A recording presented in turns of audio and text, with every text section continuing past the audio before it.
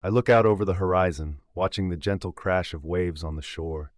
A warm breeze lifts the salty scent of the sea to my senses, and I begin to smile, content.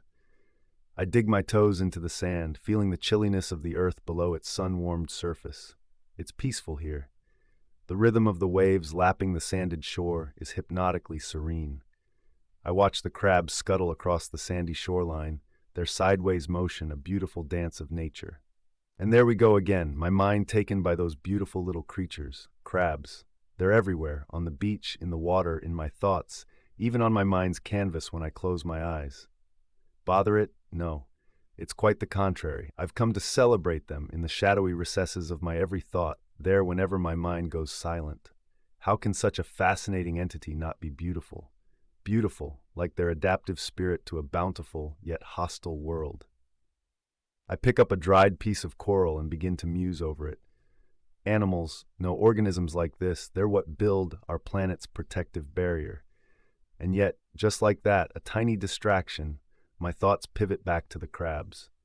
I think about how some crabs actually use pieces of these corals, along with other debris to camouflage themselves from predators. Yet the more I think about it, the more I realize that these crabs, they're not just survivors, they are teachers.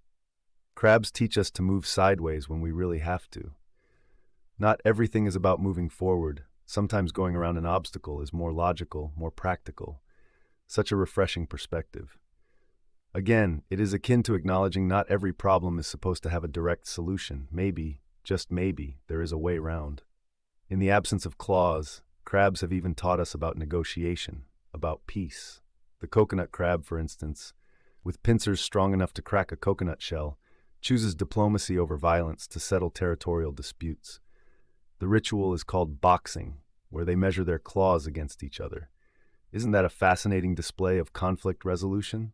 Looking deeper, crabs have also managed to permeate our spirituality and astrological beliefs. The Cancer sign in Zodiac, proof of the fact. Why, you ask? Because Cancer was damn quick, a remarkable trait of crabs. I sometimes wonder if the universe is secretly obsessed with crabs. Think of NASA's Mars Rover intra-crater landing named Erebus Mons. If you squint your eyes and tilt your head just right, it looks like a crab. Or perhaps it's just an interstellar illusion, a figment of my ever-crab-infatuated imagination. It's astonishing that such tiny creatures can exhibit such resilience, such versatility, and yet remain so understated. I guess that's what fascinates me the most. Their resilience. They are survivors, adapting and thriving in the face of the immense challenges that nature throws their way. It's a continuous loop, an infinite spiral as my thoughts wander, then again converge on crabs, always on crabs. From their survival tactics to their appearances in astrological signs, and even in man-made artifacts.